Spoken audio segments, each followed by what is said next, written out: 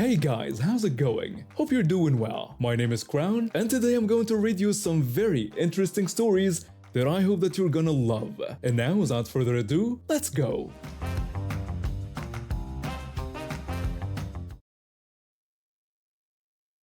I posted about this woman before when she tried to steal my dog at the beach. I didn't think I'd ever see her again, but it got worse. Much worse. I enjoy riding my bike with my aunt around our neighborhood for exercise and fresh air. We've been doing this for 3 years since I moved in with her after my parents divorced. My mom works night shifts as a nurse, so staying with my aunt works better for everyone. My aunt has taught me a lot about standing up for myself. She doesn't take nonsense from anyone. Sometimes her temper gets her in trouble, but her heart is in the right place. About 2 months ago, we took her dog to the local beach. A woman approached us and claimed the dog was hers. She tried to grab the leash and walk away with him. Other people at the beach had to step in to help us. The woman eventually left, but not before threatening to call the police. We filed a report just to be safe. Fast forward to last week. Me and my aunt were riding our bikes after dinner like we usually do. The sun was setting, and the weather was perfect. We saw a house with impressive decorations and holiday lights, even though it wasn't a holiday season. The lawn had those fancy metal sculptures and a beautiful flower arrangement.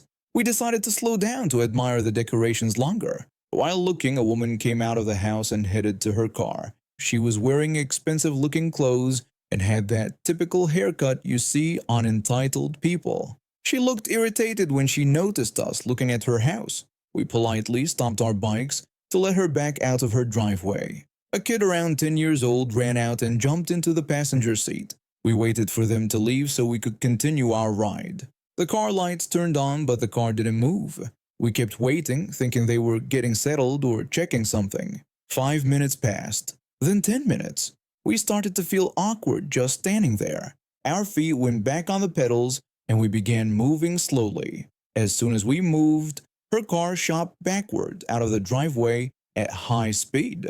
Thankfully, we weren't in the way or someone would have been hurt. She turned her car to face us on the street. We moved closer to the sidewalk to give her space, assuming she was having a bad day. Then she rolled down her window and started yelling.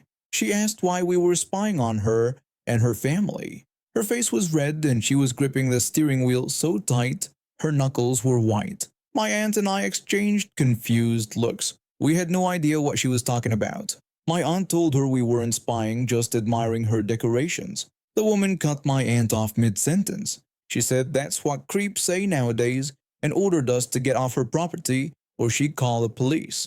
We tried to move on with our ride, but she drove her car to block our path. My aunt yelled at her to move. I could see my aunt was getting angry by how her jaw tightened. I didn't want the situation to escalate further. I gently touched my aunt's arm and gestured for her to follow me around the car. To get around, I had to pedal slightly over the edge of the woman's driveway. This made the woman completely lose control. She screamed about what we were doing on her property. She said she thought she could trust kids but was wrong. By this point, several neighbors came out of their houses to see what was happening. An older man across the street was already on his phone, probably calling the police. I froze in the middle of her driveway, shocked by her outburst. The woman looked around at the gathering crowd. Maybe she thought they were there to support her. She made a decision that still gives me nightmares. She backed her car up, pointed it directly at me in the middle of her driveway, and drove forward.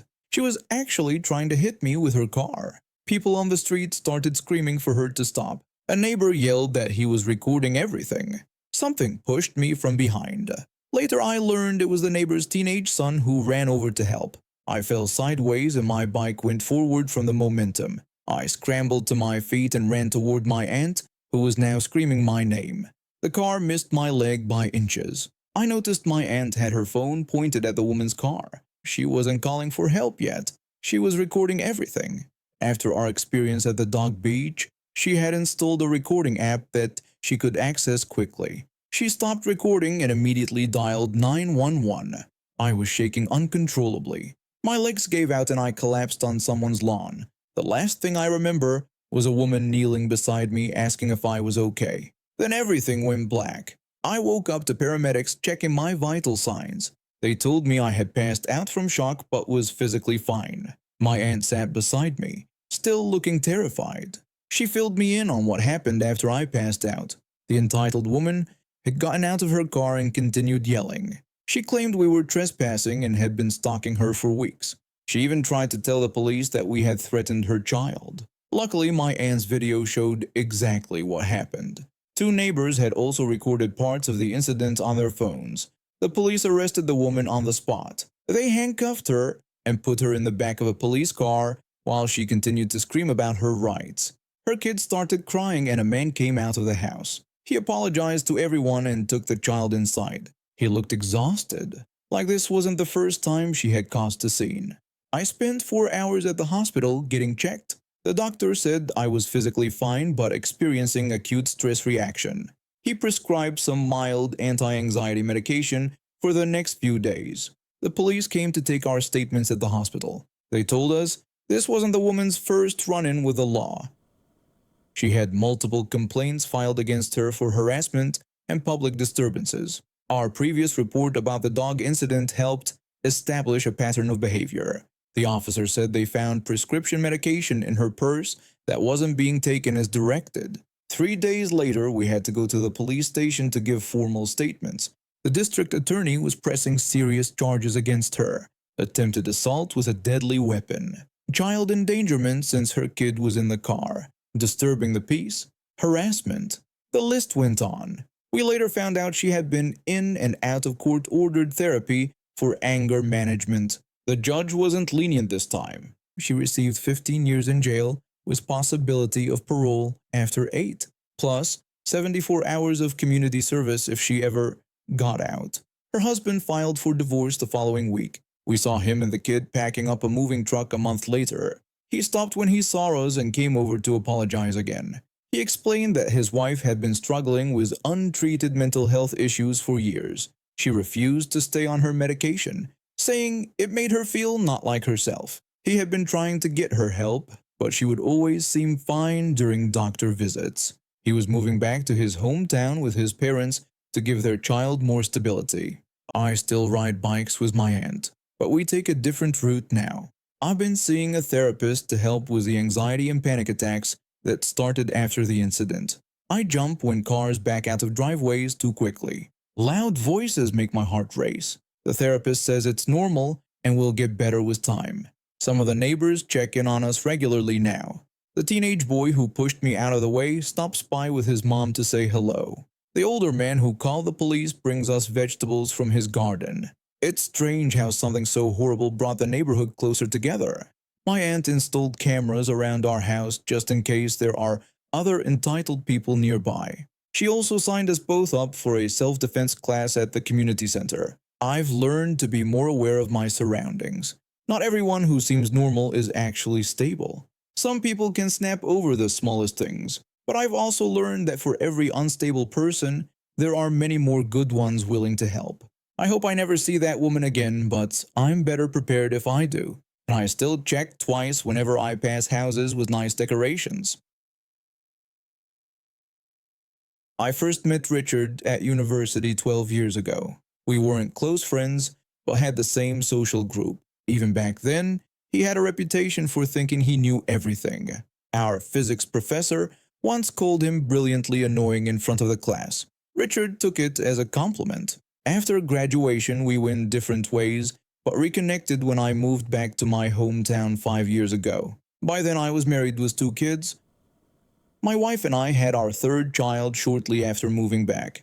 Richard never married or had kids, preferring to focus on his academic career. He started his doctorate the same year I moved back, spending nearly all his time in the physics lab. When he finally got his PhD 6 months ago, he threw a party costing $2,000 at an upscale restaurant. He invited everyone he knew, including old classmates he hadn't spoken to in years. During that party, he spent 30 minutes explaining string theory to my wife, who is a literature professor. She tried changing the subject 3 times but failed. That's just how Richard is. He doesn't mean harm, but his social awareness is non-existent.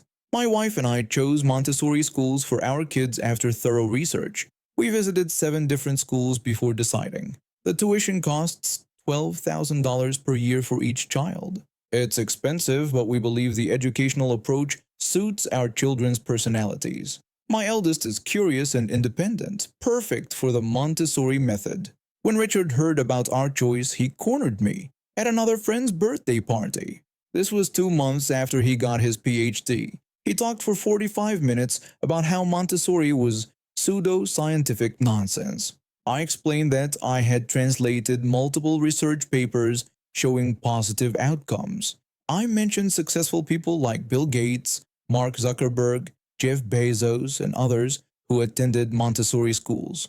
Richard dismissed all evidence, claiming the studies had methodological flaws. He suggested we enroll our kids in a proper school with actual scientific teaching methods. I asked if he had any teaching qualifications. He said he didn't need any because he understood learning theory better than educators. That's when I started limiting my interactions with him. I'd still see him at group gatherings but kept conversations brief. My wife started calling him doctor. No, it's all at home. Last week, our old friend Jack visited from overseas for the first time in 8 years. He organized a barbecue at his parents' house starting at 1 p.m. About 30 people attended, including families with kids. The weather was perfect, 75 degrees and sunny. Jack's father had set up a play area for the children with a small trampoline and water toys. My kids were having a great time until Richard arrived at 2:15 p.m. He immediately started lecturing everyone about the physics of grilling. Jack's father, who has been grilling for 30 years, just smiled and nodded. Around 3:30 p.m. my eldest came to me looking upset. She wanted to go home, which was unusual for her. When I asked why, she explained that the man with glasses had been telling her scary things about hot dogs. Richard had spent 15 minutes describing in graphic detail how hot dogs are made. He told my 9-year-old about preservatives, nitrates, and cancer risks. She just wanted to enjoy her lunch like the other kids. I calmed her down and told her to ignore him and go play. I should have confronted Richard then, but didn't want to disrupt Jack's event. 30 minutes later, I heard screaming from the food table. I ran over to find my daughter crying with a hot dog bun on the ground. Richard stood there telling her he was protecting her health. He had actually knocked the food from her hand. Other parents were staring, clearly uncomfortable with the situation. I handed my daughter to my wife and pulled Richard away from the group. I told him very clearly that he had crossed several boundaries.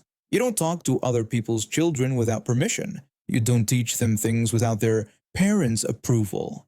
And you absolutely never touch them or their food. Instead of apologizing, Richard doubled down about the dangers of processed meat. He showed me articles on his phone about nitrates and cancer.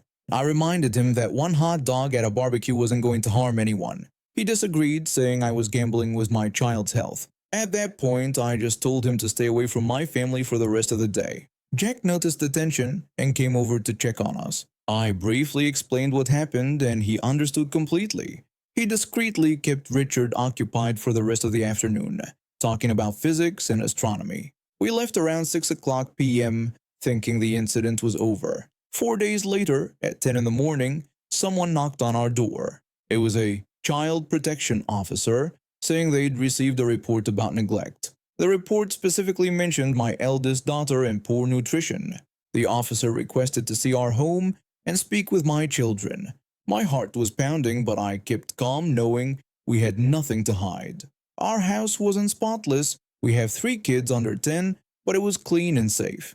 The officer spoke with my daughter privately for about 10 minutes. She asked about what she eats, if she feels safe, and other standard questions. Afterward, the officer told me everything seemed perfectly fine. She apologized for the inconvenience and left after 20 minutes.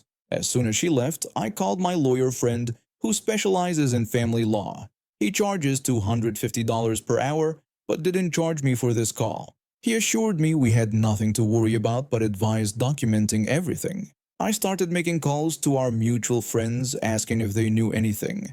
Our friend Sarah told me Richard had been bragging about reporting us. He claimed he was being a responsible citizen by alerting authorities. Sarah thought he was joking until I told her about the visit from Child Protection Services. I needed to hear it directly from Richard, so I drove to his apartment the next day. I had my phone recording in my pocket when I knocked on his door at 5:30 p.m. When he answered, I asked if he had reported my family to Child Protection Services. He admitted it immediately, looking proud of himself. He said allowing children to eat processed meat was a form of neglect. He claimed he'd read 37 studies on the subject. When I pointed out that it was just one hot dog at a barbecue, he wasn't moved. He said he saw a pattern of negligence in my parenting. I reminded him that he'd made my child cry and could have gotten my children taken away. He insisted he did the right thing and would do it again. I left his apartment feeling angrier than I'd ever been. Back in my car, I listened to the recording, which clearly captured his confession. I sent it to my lawyer friend right away. He said he had contacts at the public prosecutor's office who might be interested. Filing a false report to Child Protection Services is a serious offense. It can result in a fine of up to $1,000 and possible jail time. While waiting to hear back from my lawyer, I remembered something else about Richard. For months, he'd been talking about his new apartment purchase. He bought a new place costing $350,000 across town. He was renovating it while trying to sell his current apartment for $280,000. During a dinner 2 months ago, he bragged about doing his own electrical work. He said he was saving $4,000 by not hiring an electrician. When someone pointed out he needed a license, he laughed it off. He said physics gave him all the knowledge he needed about electricity. I called the housing authority the next morning at 9:00 a.m. I reported unauthorized electrical work at both of Richard's properties. 2 days later, inspectors showed up at both locations. They asked to see certification for the electrical work, which Richard couldn't provide. A mutual friend who works in real estate told me what happened next. The inspectors made Richard tear out all the electrical work for proper inspection. This delayed his current apartment sale by 3 weeks. The buyers got frustrated and backed out of the deal. They're now suing him for breach of contract, seeking $5,000 in damages. Richard is stuck paying mortgages on 2 properties, totaling $2,800 monthly. He's facing potential legal action from both the buyers and possibly the prosecutor's office. The housing authority also fined him $750 for the unauthorized work. 2 weeks after the inspection, Richard lost his research position at the university. They didn't renew his contract, partly due to budget cuts and partly due to complaints. Apparently, I wasn't the only one tired of his know-it-all attitude. 3 fellow researchers had filed formal complaints about his behavior in the lab. He now has no income, 2 mortgages, and mounting legal problems. My lawyer friend called yesterday with an update. The prosecutor is considering pressing charges for the false report. They've interviewed my daughter and reviewed the recording I made. Richard might face community service and a fine for his actions. I saw him at the grocery store last week looking stressed and disheveled. He avoided eye contact and quickly walked away when he saw me. I felt a brief moment of pity but remembered how he made my daughter cry. My daughter has forgotten the whole incident and is back to being herself. She still enjoys the occasional hot dog, especially at baseball games. We took her to her first professional game last weekend, costing $120 for tickets. She had 2 hot dogs and an ice cream and talked about it for days afterward. As for Richard, I heard he's looking for teaching positions in other cities. I wish him well, just preferably far away from my family. I hope he learned that having a PhD in physics doesn't make you an expert in parenting or electrical work. My husband died 2 years ago. He worked as a remodeler with many clients. He hired my friend's daughter, Karen, to help on his bigger projects. Karen borrowed things for her own projects: a portable CD player, channel locks, a winch, a table saw, chainsaw, a paint sprayer, and an air compressor with a nail gun. Everything was lent in perfect condition. Everything came back broken with missing parts and excuses. In 2 years, Karen cost him nearly $5,000 in losses. The paint sprayer was the final problem. My husband paid $1,200 for it. It was 4 months old when Karen borrowed it. She returned it broken beyond warranty coverage. My husband also caught her stealing from a client. He made her put the item back and kicked her off the job. After that, he stopped hiring her and lending tools. My friend knew all this. She was also a victim of Karen stealing. Last September, I visited my friend when Karen showed up. I hadn't seen her since before my husband died. I sat at the kitchen table drinking coffee when Karen walked in and looked at me. Karen asked about her inheritance, claiming my husband promised her his tools when he died. I was shocked since this was the first I'd heard about any inheritance. I told her we live in a community property state, so everything goes to me. My friend looked confused too. She told Karen that my husband stopped lending tools after the paint sprayer incident. Karen denied fault and insisted he promised her the tools. I got angry. My husband and I talked a lot about what he wanted done with his things. He gave special items to friends before he died to avoid confusion. He never mentioned giving anything to Karen. I told Karen he stopped hiring her after catching her stealing and was upset about his broken tools. Karen said things break naturally and it wasn't on purpose. My friend suggested this wasn't the right time, but Karen said we needed to settle it now. She wanted to know when she would get the tools. I almost told Karen what I thought of her claim when I got an idea. All those broken tools were taking up space in my shed. I told Karen she was right and I should honor my husband's wishes. I said I'd pick something out for her despite her behavior causing problems with my husband. Karen looked happy, missing my tone. She asked when she could collect everything. I told her I would drop them off tomorrow. My friend gave me a questioning look, but I just smiled. The next morning I called my friend and asked for help with a delivery. She agreed. We loaded my truck with all the broken tools, the CD player with its cracked case, the channel locks with a missing grip, the winch that no longer worked, the table saw with the broken guard, the chainsaw that wouldn't start, the paint sprayer that leaked, and the air compressor with the nail gun missing its trigger. Every item Karen had borrowed and returned broken. When we got to Karen's apartment, she opened the door smiling but stopped when she saw what we carried. She asked what all this stuff was. I told her it was her inheritance as promised. We unloaded everything onto her porch while Karen looked confused and angry. She complained everything was broken and asked what she should do with broken tools. After setting down the last item, I told her to do whatever she expected my husband to do with them after she returned them damaged. Karen said this was ridiculous and she couldn't use any of it. I pointed out neither could my husband after she used them. When she said we were dumping garbage, I corrected her that it was her inheritance, exactly what she deserved. My friend tried not to laugh. When Karen asked her mom for support, my friend said she was on the side of what's right and this seemed fair. Karen got mad. She tried pushing the tools back and wanted us to take them.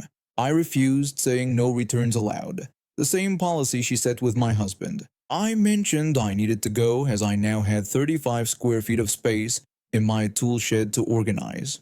As we walked to the truck, Karen yelled at us. My friend squeezed my arm and said my solution was clever. She added that my husband would have liked it.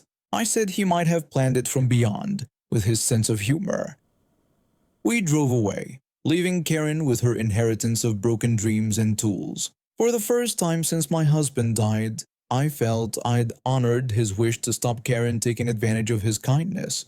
When I got home, I stood in the tool shed looking at the empty space where those broken tools had been.